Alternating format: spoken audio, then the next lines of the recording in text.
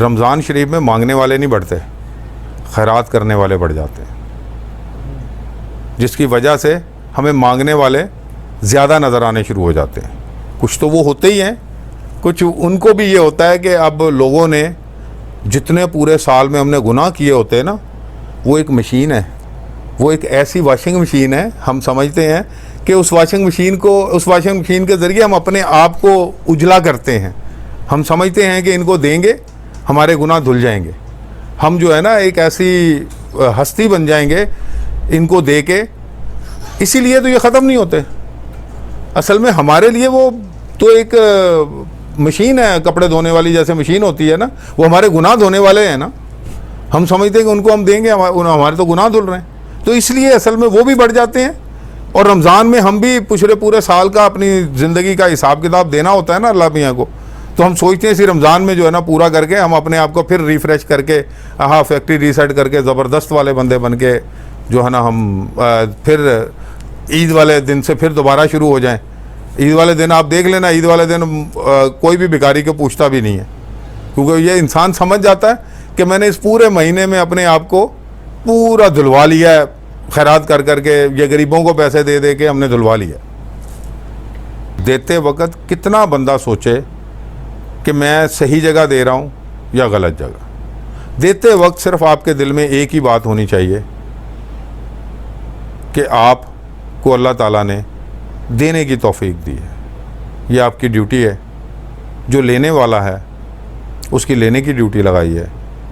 یہ دونوں ہی اصل میں اس میں آپ دیکھیں کہ جو دے رہا ہے وہ بھی اشرف المخلوقات ہے، جو لے رہا ہے وہ بھی اشرف المخلوقات ہے۔ کون کس کو دے رہا ہے، کون کس کو دے سکتا ہے، یہ اس کی ڈیوٹی اور توفیق کی بات ہے کہ اس نے آپ کی ڈیوٹی دینے پہ لگائی ہے، اس کی ڈیوٹی لینے پہ لگائی ہے۔ آپ کے دینے میں اخلاص کتنا ہے، وہ آپ کسی کو بھی دیں لیکن اخلاص کے ساتھ دیں، جس میں آپ کا کوئی لالچ نہ ہو۔ آپ یہ نہ سمجھیں کہ میں یہ دوں گا تو میرا یہ گناہ دھل جائے گا، میں یہ دوں گا تو صرف اس لیے دینا ہے آپ نے کہ اللہ آپ سے راضی ہو جائے، کہ اللہ نے آپ کو دیا۔ اللہ جب دیتا ہے تو آزماتا ہے کہ یہ میرے دیے ہوئے میں سے کتنا خرچ کرتا ہے میرے نام پر، میرے لیے کتنا خرچ کرتا ہے۔ تو جو انسان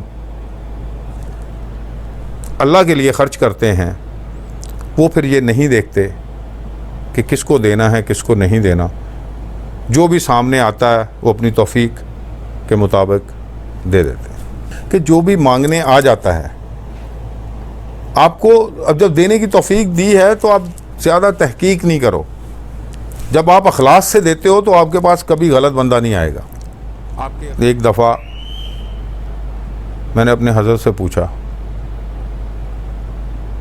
کہ کس کو دینا چاہیے اور کس کو نہیں دینا چاہیے،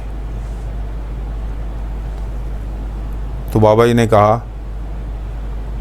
تو حساب نہیں کیا کر،